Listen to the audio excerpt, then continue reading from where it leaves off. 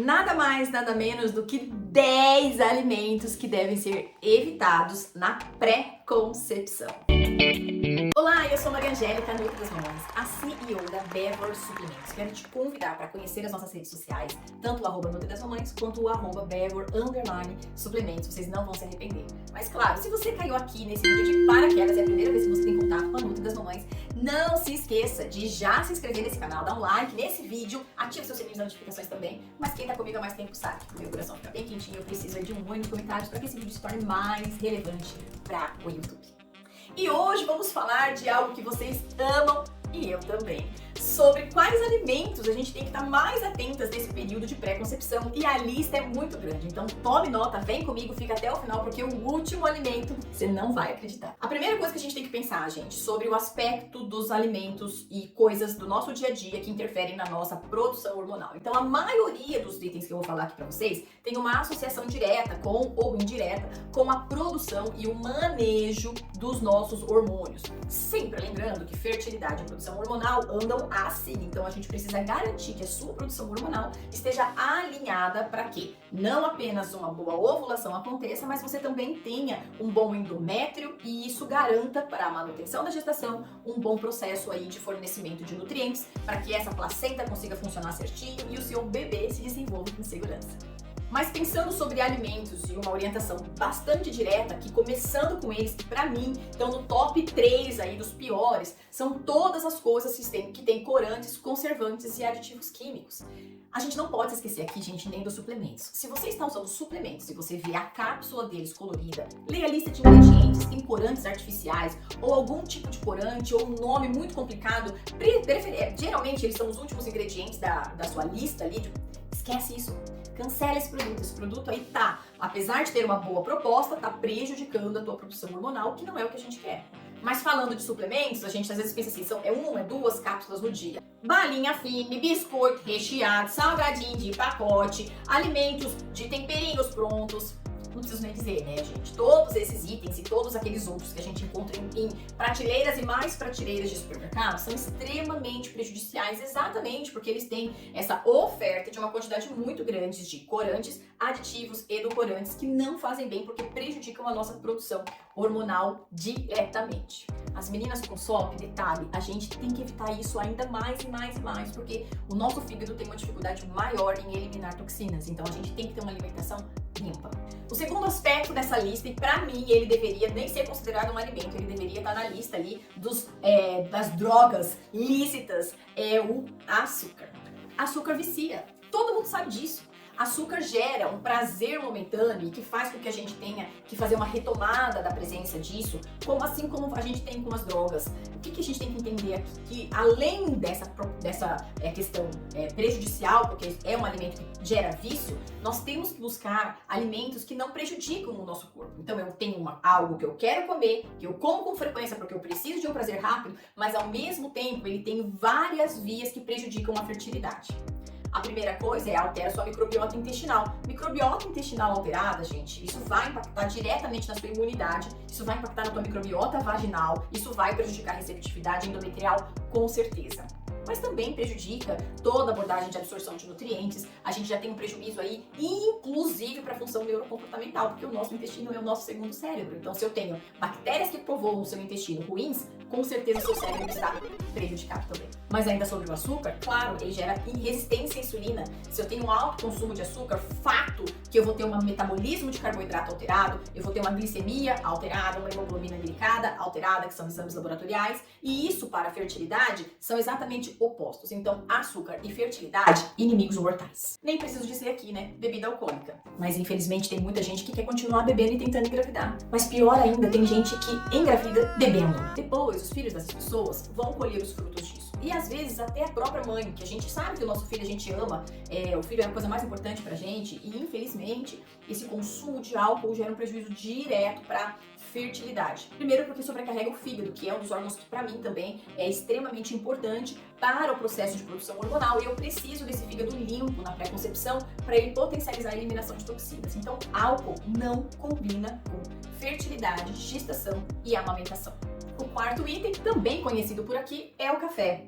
O consumo de café ele está associado com perdas gestacionais desde o começo da gestação até a 23ª semana gestacional. Ou seja, o que a gente tem que entender é que, no meu ponto de vista, o café ele gera alguns problemas. Primeiro é a oportunidade de consumo. A pessoa que toma café, que gosta de café, ela não toma um cafezinho ao longo do dia, ela toma 10. Segundo, a maioria das pessoas, infelizmente, ainda toma café com açúcar. Açúcar? Nós acabamos de falar sobre ele. Mas os artigos apontam que o problema do café está na cafeína, tá? E aí a cafeína, a gente entende que depende muito da torra, depende do grão, depende do tipo do café que você está tomando. Então, os artigos falam que isso varia de 150 miligramas de cafeína, já podem gerar algum tipo de problema. Mas isso é extremamente individual. Então, se você está tentando engravidar há um tempão, se você já passou por alguma perda gestacional, se você já tem idade mais avançada, você não vai ficar arriscando que você não tem problema com o consumo de café. Se você é minha paciente, você sabe que a gente vai fazer um manejo disso, substituir, criar uma estratégia diferente, de repente um descafeinado, de repente buscar algum chá permitido no processo de pré-concepção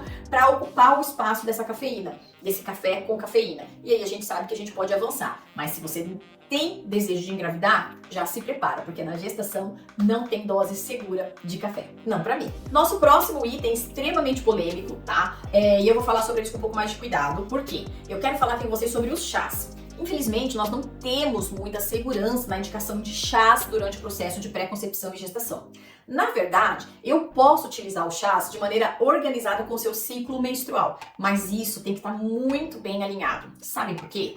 Um chá tão simples, por exemplo, como erva doce e camomila, podem promover contração ou relaxamento uterino, o que, de repente, num processo de nidação, de fixação e desenvolvimento embrionário, é prejudicial. Ou seja, chá na pré-concepção e na gestação com muito cuidado mesmo. Mas veja bem, alguns chás são extremamente proibidos. Por exemplo, a própria Camellia sinensis, que é o chá verde.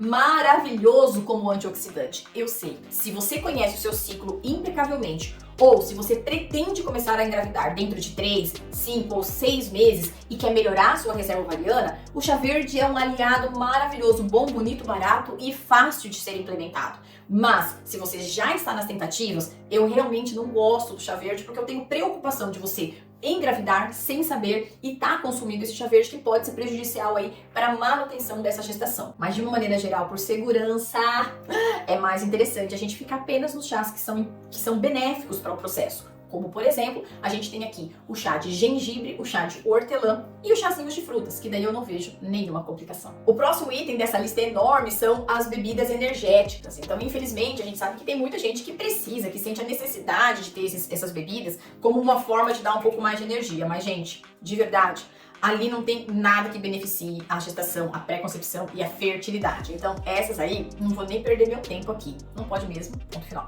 O sétimo item da nossa lista é a carne vermelha. Então, também com algumas ressalvas. Nós entendemos que a carne vermelha ela tem uma característica um pouco mais inflamatória e o interessante é a gente ter um consumo dela de maneira organizada. Como eu tenho muita prática clínica, eu sei que a maioria das pessoas acaba comendo carne vermelha na maior parte dos dias da semana. Então, a orientação nesse caso é realmente diminuir o consumo, a frequência, trazendo para essa rotina alimentar uma porção maior das proteínas brancas, né, da carninha branca. E aí a gente sabe que isso teria um benefício um pouquinho maior aí nessa produção hormonal, no próprio funcionamento de trato gastrointestinal, então de boca a ânus, a facilidade da digestão, seria algo que beneficiaria a fertilidade. Mulheres com endometriose, a gente também aí tem um olhar um pouquinho mais diferente.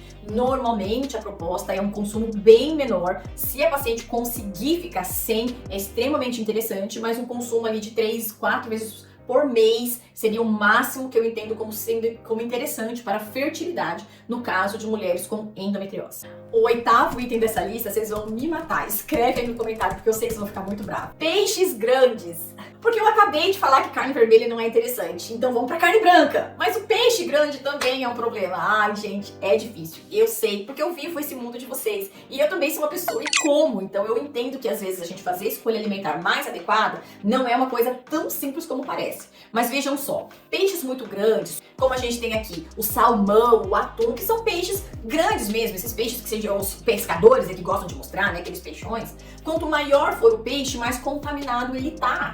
Então a gente deveria ficar com o peixe mais baratinho mesmo, sabe? Aquele peixe pequenininho, tipo a sardinha, a tainha, aquela pescadinha. São peixes pequenos, porque na cadeia alimentar eles tendem a ter uma menor concentração de metais pesados depositados. Claro, o ideal são sempre os peixes frescos, são sempre peixes, os marinhos, que são mais interessantes do que os peixes de rio, mas a gente sabe que isso também é inviável para a maioria das pessoas que moram distantes de praia, que moram distantes do litoral. Então, o peixe que você conseguir na sua região, para a gente diminuir o consumo de carne vermelha, já é interessante, mas preferencialmente que ele seja pequeno. Então todo mundo acha chique comer salmão, mas salmão é um dos alimentos mais contaminados que tem. Então, no meu ponto de vista, é mais interessante às vezes uma tilápia do que um salmão. Mas o melhor peixe de todos, esse daqui para quem é português, igual eu, sabe, é a sardinha. Além dela ter baixíssima concentração de toxinas depositadas, ela tem muita coenzima Q10, que é um dos suplementos mais interessantes para a gente fazer resgate aí de função mitocondrial, que melhora a sua reserva ovariana. Então, quem puder comer sardinha, coma, porque é sucesso para sua fertilidade.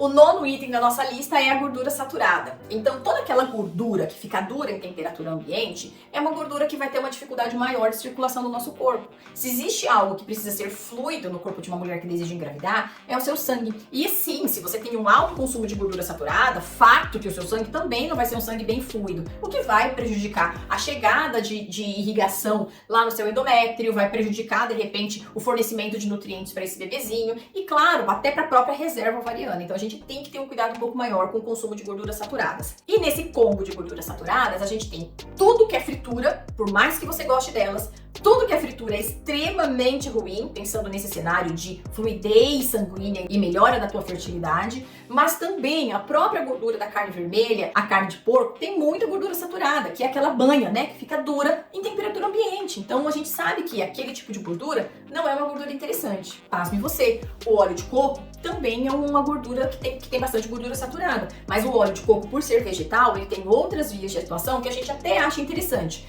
mas com muito cuidado. Por isso, na pré-concepção, na minha concepção, o ideal é a gente realmente intensificar o consumo dos tipos de gordura mono e poliinsaturadas. E aí a gente vai ter como fonte principal o óleo de azeite extra virgem, preferencialmente com pH bem baixinho. Esse tipo de óleo é o óleo que você deveria usar com muita vontade, tanto no preparo como no tempero de suas saladas, porque isso traz exatamente o efeito contrário do que a gordura saturada faz. Lembrando, gente, que o ômega 3 é fundamental na pré-concepção. A Bévor tem um maravilhoso, com uma concentração extremamente alta de DHA, um pouquinho de vitamina E para proteção desse óleo, que é muito interessante para quem está nas tentativas para engravidar, sem contar, né, a garantia da pureza e isenção de metais pesados, que é o mais importante quando você vai escolher aí o seu ômega 3. E o último item chegou até aqui, né? Ficou curiosa para saber qual é.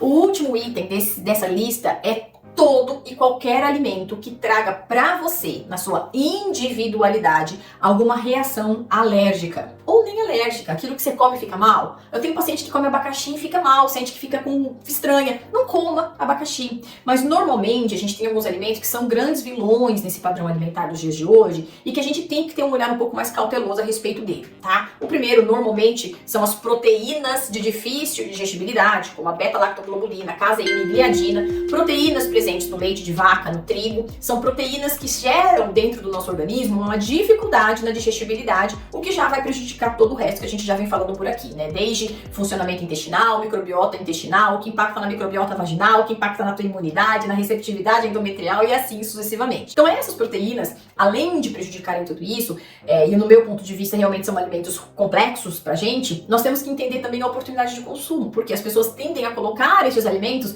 em todas as refeições do dia. No meu intervalo você come o quê? Creme cracker com manteiga. E à tarde, eu próprio quero mais proteína. E aí quando você vai ver, a gente tem um consumo enorme e em muitos momentos do seu dia, em grandes quantidades, apenas de proteínas de dificílima digestibilidade, como essas presentes tanto no leite como no trigo. Claro, gente, você tá falando de um consumo pontual, ninguém aqui tá falando que não pode tomar, não pode comer. Mas se você é minha paciente, eu vou analisar isso com cuidado, com carinho e colocar um monte de outra coisa, porque vida saudável e alimentação saudável não é o famoso não pode. Não pode. E sim, coma várias outras coisas. Varie, saia dessa monotonia alimentar, porque no final das contas é isso que vai trazer para você, sim, uma boa resposta para fertilidade e para vida. Mas fique atenta, às vezes você tem uma reação de sistema imunológico, uma alergia, por exemplo, a algum tipo de fruta, o kiwi, abacaxi, como eu já disse, a manga, a banana. Se você come algum alimento desses e sente qualquer tipo de desconforto, isto para a fertilidade é péssimo. Então, mulheres que têm alergia alimentar ou sensibilidade alimentar ou sentem que quando comem um alimento aquilo não é interessante para o corpo delas, não devem ter contato com esses alimentos. Espero que você tenha gostado desse vídeo grande, mas bom, hein? Encaminha ele pra alguém, mas sobretudo não se esqueça de se inscrever no canal, dar um like nesse vídeo, ativar o sininho das notificações, deixa um oi aí pra mim nos comentários. Te vejo no próximo. Um beijo. Tchau!